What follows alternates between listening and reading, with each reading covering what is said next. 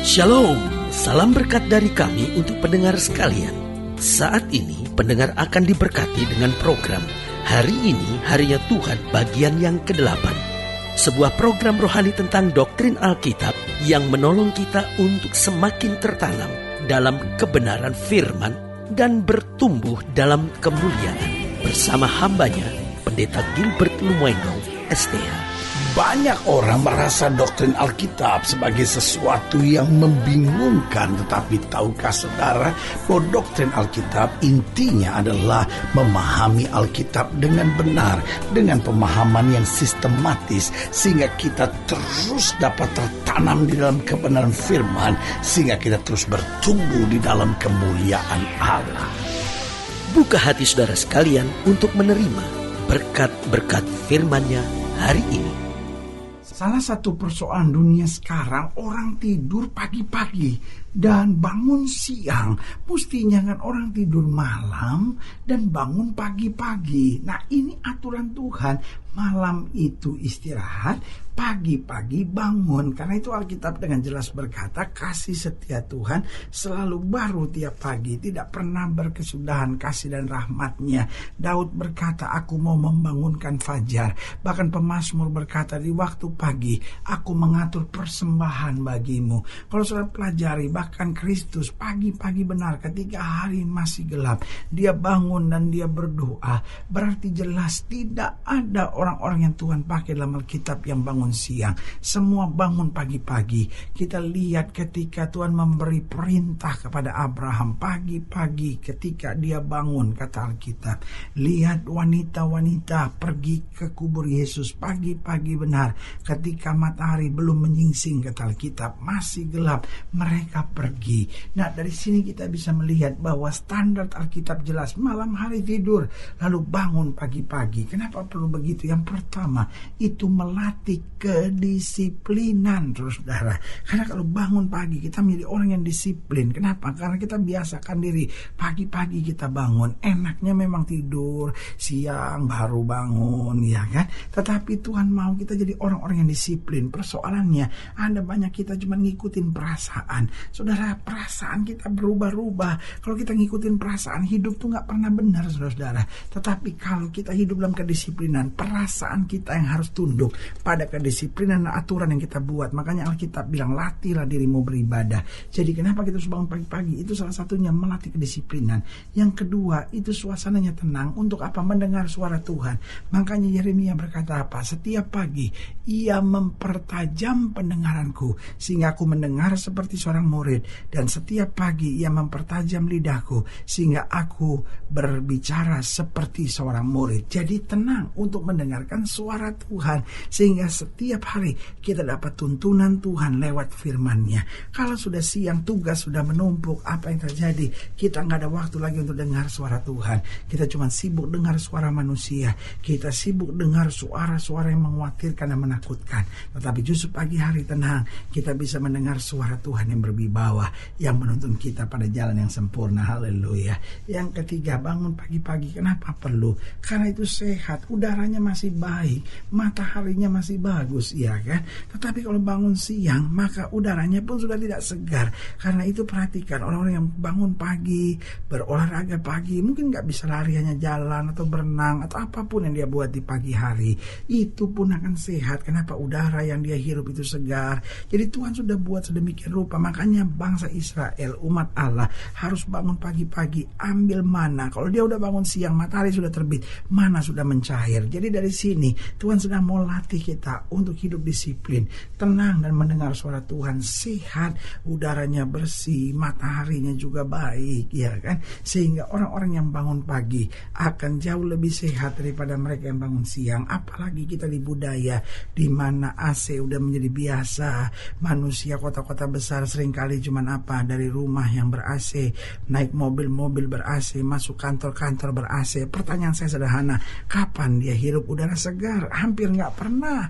Rumah-rumah sekarang semua ditutup jendela-jendela, mobil-mobil ditutup jendela-jendela, mau buka jendela mobil juga udaranya polusi. Waduh, repot semuanya. Sehingga sekarang ini polusi ada di mana-mana. Itu sebabnya tetap bangun pagi, lalu doa, lalu kemudian olahraga sebentar, hirup udara pagi, lebih sehat. Itu akan membuat kita lebih baik. Dan yang keempat, kenapa harus bangun pagi? Karena memang kasih setia Tuhan disediakan buat kita selalu baru tiap pagi. Sehingga orang yang bangun pagi, dia bukan hanya lebih sehat, tetapi rohnya juga lebih kuat. Haleluya. Selamat datang dalam program kita hari ini, harinya Tuhan. Sebuah program rohani yang kembali mengingatkan kepada kita betapa pentingnya kita menjadikan firman Tuhan sebagai dasar keseharian hidup kita. Karena selama kita jadikan firman Tuhan sebagai dasar keseharian hidup kita, langkah-langkah ke depan kita penuh dengan kepastian, kemenangan, berkat, mujizat, dan perkara-perkara besar. Haleluya. Dan dalam program ada perintah Tuhan yang kita mau belajari.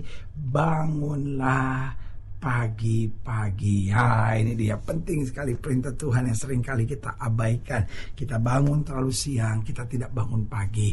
Nah, apa kehendak Tuhan untuk itu? Nah, kita mau sama-sama lihat dari Kejadian pasal 9, Kejadian pasal 9 ayat yang ke-13, Kejadian pasal 9 ayat 13, terus kita kupas sampai ayat yang ke-21, Keluaran pasal 9 ayat 13 sampai 21. Demikian firman Tuhan di bawah judul perikop tulah ke-7, hujan es.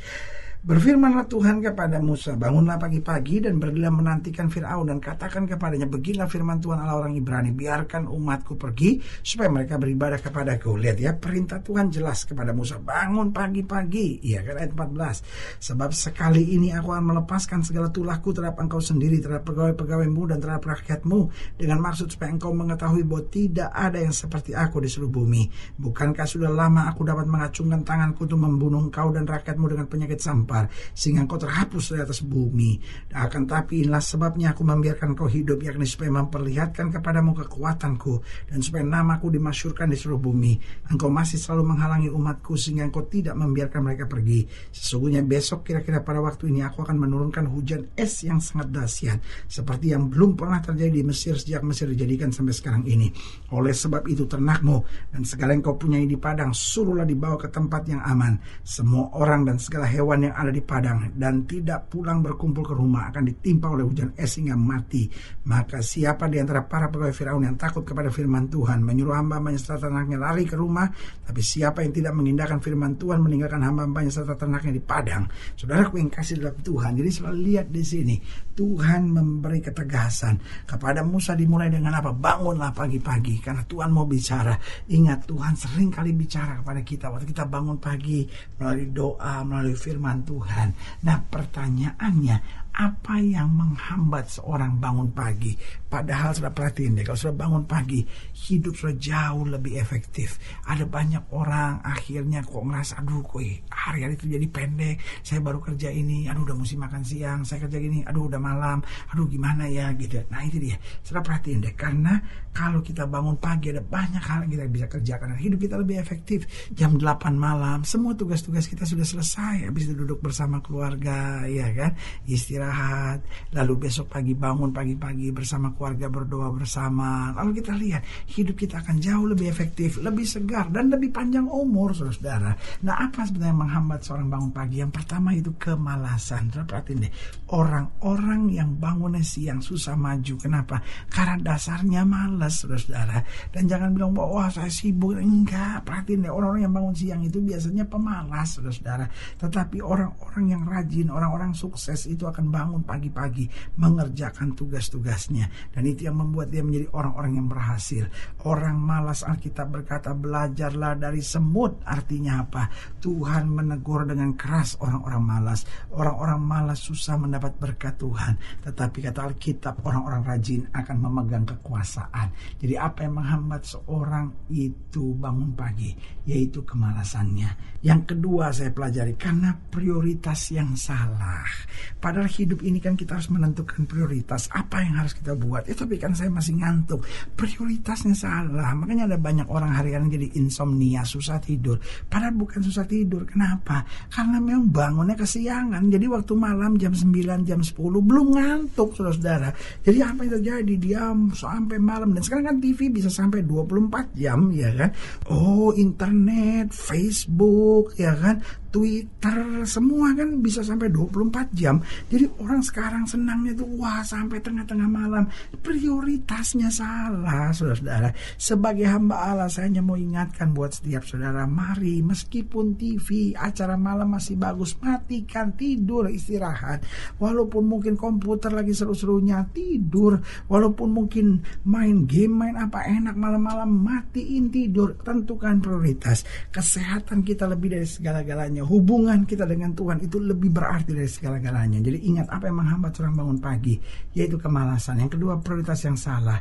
Yang ketiga, tidak siap bertanggung jawab. Biasanya sudah perhatiin, malam itu cuma bicara kesenangan. Mana rapat-rapat penting malam? Rapat kok di night club, rapat kok di diskotik, ya kan? Malam-malam itu seringkali cuma bicara kesenangan-kesenangan dan kenikmatan-kenikmatan. Lihat aja yang ada dalam dunia malam itu biasanya cuma yang cari-cari kenikmatan tersendiri. Orang tuh kalau malam-malam sibuk dengan Facebook, sibuk dengan komputer, sibuk dengan internet, cari hal senangnya sendiri gitu. Makanya belajar tanggung jawab, bangun pagi itu lebih sehat buat kita, itu lebih baik buat kita, sehingga akhirnya kita mengambil keputusan yang tepat dalam hidup kita. Lalu yang keempat, saya pelajari apa yang menghambat seorang bangun pagi. Karena tidak mengerti kehendak Tuhan. Dia pikir kehendak Tuhan cuma sorga, baca Alkitab, berdoa. Tetapi Tuhan juga inginkan kita bangun pagi-pagi. Sudah boleh baca dari Kejadian sampai Wahyu, orang-orang yang Tuhan pakai adalah orang yang bangun pagi. Sehingga waktu kita siapkan diri kita untuk bangun pagi, mengatur hidup kita dengan lebih baik, maka hidup kita akan lebih dewasa dalam Tuhan. Haleluya. Saudara yang kasih dalam Tuhan, jika saudara ingin dilayani lebih jauh, hubungi kami melalui telepon, hubungi kami melalui surat, kunjungi website kami.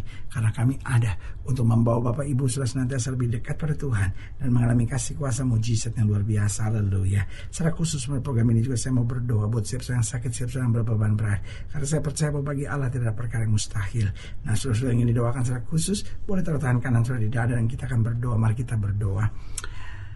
Bapa, dalam nama Yesus, hamba doa buat yang sakit, hamba doa buat yang berbeban berat, hamba doa untuk setiap mereka yang sedang menghadapi masa-masa yang sukar, karena hamba percaya bahwa bagi Allah tidak ada perkara yang mustahil. Bapa, hamba berdoa di dalam nama Yesus, Tuhan jamah yang sakit, Tuhan sembuhkan, yang lemah Tuhan kuatkan, yang susah Tuhan hiburkan, yang jatuh Tuhan angkat, sehingga hari-hari yang penuh kemenangan boleh berlaku. Secara khusus hamba doa buat mereka yang taruh tangan kanannya di dada, di dalam nama Yesus, Tuhan jamah anugerah, kasih karunia, kuasa, berkat Tuhan yang sempurna boleh terus terjadi.